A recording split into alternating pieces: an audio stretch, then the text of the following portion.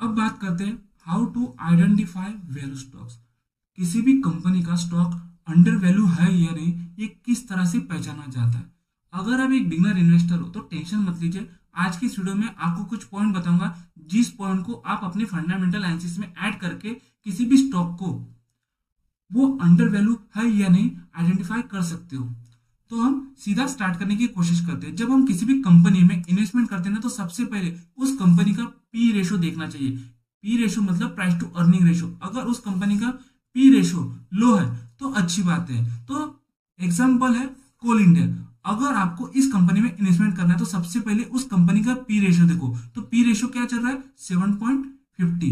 तो ओके, 7.50। तो आप इसी सेक्टर में जितनी भी कंपनी है उन सारी कंपनी को मिलाकर उनका पी रेशो निकाला जाता है, और उन पी रेशो का मिलाकर उस इंडस्ट्री का एवरेज पी रेशो निकाला जाता है। तो अगर आप सबसे पहले पी रेशो देखो स्टॉक का, फिर उसके बाद उस कंपनी के इंडस्ट्री का पी रेशो देखो, प्राइस टू अर्निंग रेशो। तो कोल इंडिया का स्टॉक का पी रेशो चल रहा है 7.50 और उस सेक्टर या उस इंडस्ट्री का पी रेशो चल रहा है 12 पॉइंट। यानी इसका मतलब है कि industry price to earning ratio के कंपैरिजन में कोल इंडिया के स्टॉक का पी कम है। तो इसका मतलब है कि कोल इंडिया अंडर वैल्यू हो सकती है। शॉर्ट में कहूँ तो जिस भी कंपनी में आप इन्वेस्टमेंट करना चाहते हो तो सबसे पहले उस कंपनी का पी रेशो देखो। अगर उस स्टॉक का price to earning ratio industry average से कम है तो हो सकता है वो स्टॉक अंडर वैल्यू हो। सेकेंड पॉइंट है लो पीबी रेशो, यानी low price to book value ratio. अगर किसी भी कंपनी का price to book value ratio एक या उसके आसपास हो तो वो स्टॉक अंडर वैल्यू हो सकता है। एग्जाम्पल के तौर पर ओएनजीसी, इस कंपनी का जब हम फंडामेंटल एनालिसिस कर रहे हैं तो हमें पता चला कि इस कंपनी का price to book value ratio चल रहा है 0.83। इसका मतलब है कि एक के नीचे चल रहा है। इसका मतलब हो सकता है ये कंपनी अंडर वैल्यू हो।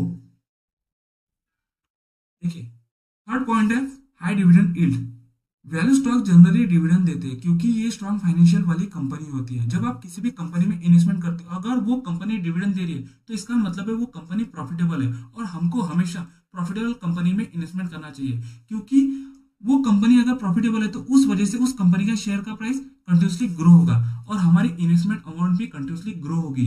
तो अगर आप एक बिगनर इन्वेस्टर हो और आपको डिविडेंड के बारे में नहीं पता है तो मैं शॉर्ट में समझाने की कोशिश करता हूँ। देखिए, जब कंपनी को प्रॉफिट होता है, मान लीजिए कोई कंपनी उसको 100 करोड़ का प्रॉफिट हो रहा है, तो कंपनी ने प्रॉफिट का कुछ हिस्सा यानी 50 करोड़ कंपनी अपने पास रखती है और कंपनी में री इन्वेस्ट करती है, और जो प्रॉफिट का बचा कुचा हिस्सा 50 करोड़ वो अपने इक्विटी शेयर होल्डर को डिविडेंड के तौर पर बांट देती है।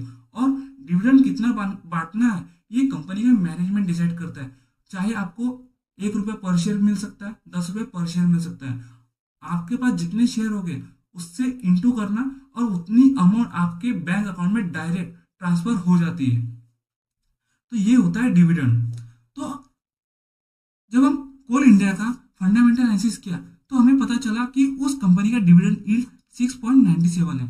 अगर आप इस कंपनी में इन्वेस्टमेंट करते हो तो आपको इन्हें डिविडेंड मिलेगा 7% का लगभग। तो हम एफडी, जो एफडी में रिटर्न मिलते हैं ना, उतना रिटर्न आपको कोल इंडिया में मिल सकता है। तो इस तरह के स्टॉक में आप इन्वेस्टमेंट कर सकते हो। फोर्थ पॉइंट है स्ट्रॉन्ग फंडामेंटल। जब आप किसी भी कंपनी में इन्वेस्टमेंट करते हो तो सबसे पहले उस कंपनी की फंडामेंटल चेक कीजिए कि वो कंपनी स्ट्रांग है या फिर वीक है। अगर स्ट्रांग है ना तो ये गुड बात है, गुड साइन है हमारे लिए। क्योंकि देखिए, अगर वो फंडामेंटली वीक होगी तो वो गुड टाइम में सर्वाइव करेगी लेकिन बैड टाइम में सर्वाइव नहीं कर पाएगी। जैसे कोरोना जैसे समय आ गया तो कंपनी डूब सकती है। इसीलिए हमें कंपनी के फंडामेंटल बहुत ही स्ट्रांग होने चाहिए। देखिए, जब हम किसी भी कंपनी की एनालिसिस करते हैं तो सबसे पहले उस कंपनी के सेल्स देखिए, प्रॉफिट देखिए और एसेट बहुत ही स्ट्रांग होने चाहिए। देखिए, एग्जांपल के तौर पर डिक्सन कंपनी 2014 में इस कंपनी ने सेल्स कितना किया था? 1094 करोड़। ये 10 साल पहले की बात थी, लेकिन अभी करंट ईयर में 2025 में देखिए इस कंपनी ने कितना सेल्स किया? 38,860 करोड़। और 10 साल पहले इस कंपनी को कितना प्रॉफिट हुआ था? 14 करोड़। अगर आप करंट ईयर में देखोगे तो 1230 33 करोड़ का प्रॉफिट है करंट ईयर में। इसका मतलब ये कंपनी कंटिन्यूसली ग्रो कर रही है और इस तरह की कंपनी में हमें इन्वेस्टमेंट करना चाहिए। फिफ्थ रीजन है टेम्पररी मार्केट नेगेटिविटी। कई बार मार्केट किसी स्टॉक को इग्नोर करता है या किसी टेम्पररी रीजन से प्राइस गिर जाता है, जिस वजह से वो कंपनी अंडर वैल्यू हो सकती है। देखिए, जो फंडामेंटली स्ट्रांग कंपनी है, बहुत सारी स्टॉक मार्केट पे फंडामेंटली स्ट्रांग कंपनी है, जैसे एग्जांपल के तौर पर रिलायंस है, एचडीएफसी बैंक है। इस तरह की कंपनी ये फंडामेंटली स्ट्रांग है और ये कंपनी कई सालों से रन हो रही है, जिस वजह से इनके प्रमोटर को बहुत सारा एक्सपीरियंस है। लेकिन कभी कभी है ना, कोरोना जैसे समय आ जाता है, जिस वजह से इस तरह की कंपनी है ना हमें डिस्काउंट पे मिल जाती है, तो हमें उसी समय का वेट करना है और उस समय पर ही इस तरह की कंपनी में इन्वेस्टमेंट करना है, जिस वजह से हमारी रिस्क ना के बराबर हो और फ्यूचर में हमें अच्छे खासे रिटर्न मिल सके। अब हम एक रियल लाइफ एग्जांपल लेकर वैल्यू स्टॉक को समझने की कोशिश करते हैं। एग्जांपल के तौर पर आईटीसी लिमिटेड कंपनी है। देखिए, आईटीसी लिमिटेड कंपनी का नाम आपने सुना होगा। ये फंडामेंटली बहुत ही स्ट्रांग है, लार्ज कैप कंपनी है, भारत की टॉप 50 कंपनियों में से एक कंपनी ये भी है और ये एक डाइवर्सिफाइड कंपनी है और ये कंपनी एफएमसीजी सेक्टर की है। ये कंपनी का काम है होटल चलाना और तंबाकू बिजनेस में। इसका मतलब है कि ये कंपनी सिगरेट बेचती है। तो देखिए, पिछले कुछ सालों तक मार्केट में लोगों का ध्यान सिर्फ ग्रोथ स्टॉक पर था, जिस वजह से आईटीसी कंपनी अंडर वैल्यू थी। 2020 के आसपास आईटीसी कंपनी का पी रेशो एकदम लो था और इस कंपनी का जो डिविडेंड यील्ड है ना, वो बहुत हाई था। कंपनी के फंडामेंटल स्ट्रांग थे, लेकिन मार्केट उसे इग्नोर कर रहा था। आज आईटीसी का स्टॉक का प्राइस बढ़ चुका और लॉन्ग टर्म इन्वेस्टर ने अच्छा खासा रिटर्न कमाया। सेकेंड एग्जांपल है टाटा स्टील लिमिटेड कंपनी।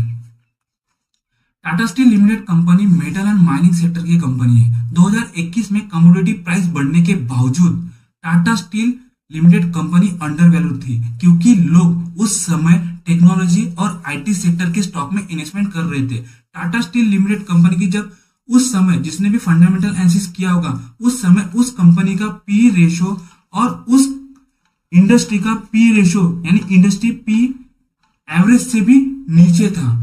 इसका मतलब है कि उस समय वो कंपनी अंडर वैल्यू थी और उस समय कंपनी पर डेट भी कम था और वो कंपनी अपना डेट धीरे धीरे कम कर रही थी और अपना प्रॉफिट धीरे धीरे ग्रो कर रही थी, जिस वजह से कई वैल्यू इन्वेस्टर ने इस कंपनी में उस समय इन्वेस्ट किया और आज के समय उन इन्वेस्टर ने अच्छा खासा रिटर्न बनाया।